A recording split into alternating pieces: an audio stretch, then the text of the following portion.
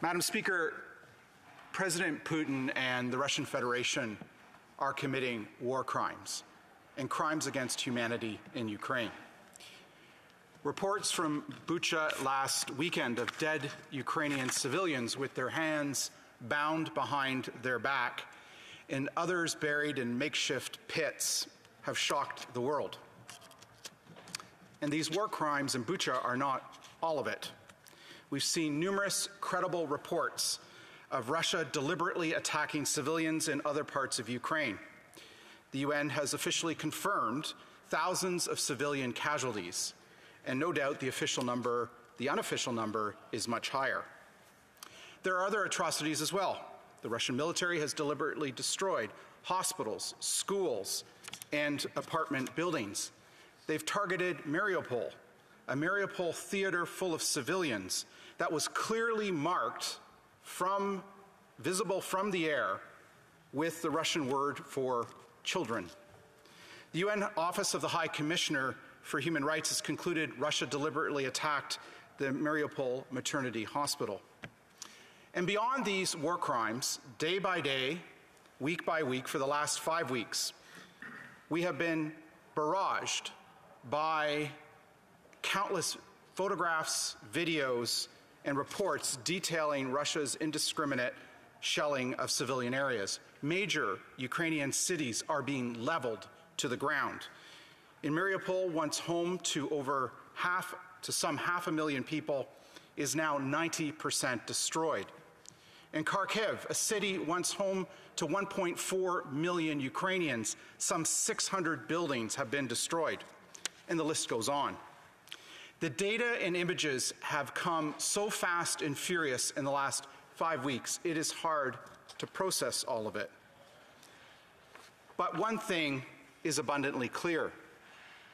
The world has changed, and Canada must change with it. The attack on Ukraine by President Putin and the Russian Federation is the first European war between states since 1945. This attack threatens not only Ukraine, but Canada. Our security has always been inextricably linked to that of Europe's. Since Samuel de Champlain founded Quebec City in 1608, the outbreak of major war in Europe has always affected Canada. The 7 Years' War, which some call the first major global conflict, a war in Europe between Great Britain and France, led to the conquest of Quebec in 1759. What we call the War of 1812 was part of a broader European war, the Napoleonic War. And Canadians know full well the high price paid in the First World War and the Second World War in Europe. Some 100,000 Canadian war dead can attest to that, most of them buried in northern France and in the Italian peninsula. It's clear that President Putin and the Russian Federation's unprovoked and illegal attack on Ukraine is a challenge to our peace and security here at home in Canada.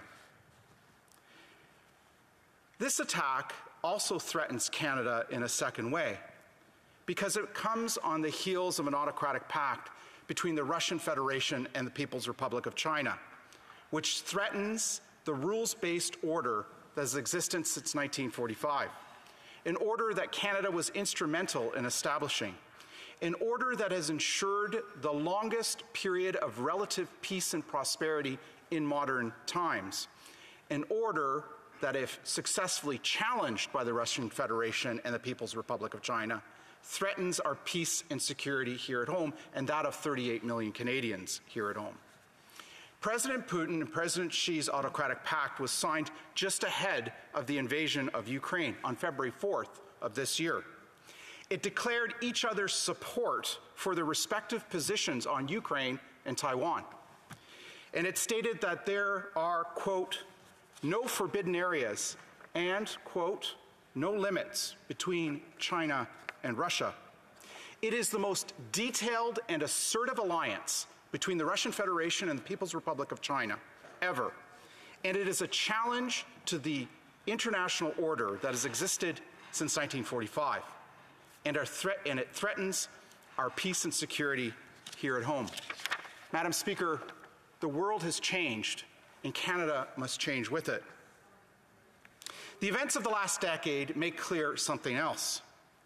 We can no longer live in splendid isolation on the north half of this vast continent, assuming that we are protected on 3 coasts by 3 oceans and on our southern border by a superpower.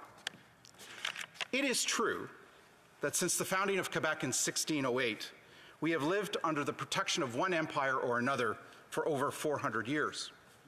For much of our history, we have lived under the protection of the French and British empires.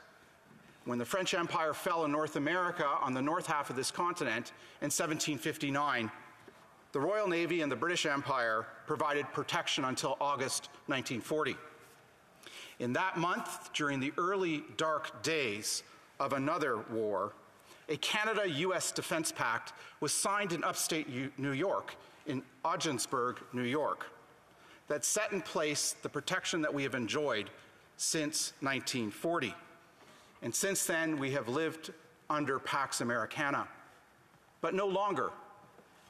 It's clear that the United States is no longer willing to shoulder the burden of Canada's defense and security and that of the NATO alliance. That was made clear by President Obama in 2014 during the Wales NATO summit, which resulted in the Wales Summit Declaration, which called on Canada and other NATO members to increase their defense spending to at least 2% of GDP by 2024. It was reiterated by President Obama in this very chamber in 2016 when he called on Parliament to meet the Wales Summit Declaration goal. It was reiterated by President Trump loudly on numerous occasions during his administration, and it's been reiterated by the current Biden administration. Madam Speaker, the world has changed, and Canada must change with it. We can no longer count on another country to take care of our own defense and security here at home. It's time for us to get serious about our defense and security and our contribution to the defense and security of the NATO alliance. And that is why we have introduced this motion in front of the House today. The government needs to increase defense spending in our budget.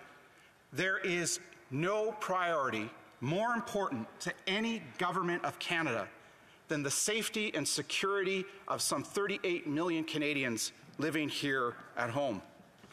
The government needs to fully uphold its obligations Canada made at the Wales Summit Declaration of 2014 to increase defense spending to 2% of gross domestic product in 2 years. And while the government has been decreasing defense spending in recent years, there remains only 2 short years to fulfilling the Wales Summit Declaration.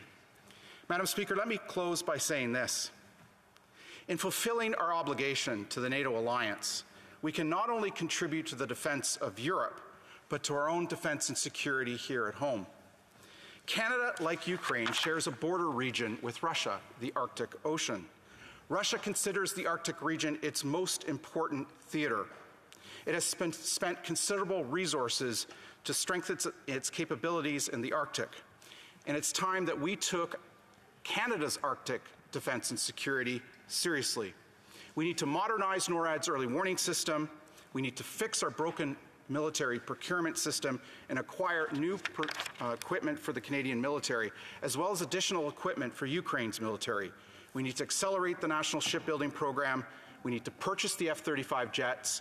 We need to join ballistic missile defense in the face of Russian hypersonic missile technology. We need to work in closer cooperation with Scandinavian allies and the United States in Arctic peace and security. And if we do these things, we can provide Ukraine with lethal weapons and ensure a future Bucha, a future Kharkiv, a future Mariupol will not happen. If we don't do these things, we are weakening the democratic alliance and losing potentially our sovereignty in our own north. Madam Speaker, the world has changed and Canada must change with it.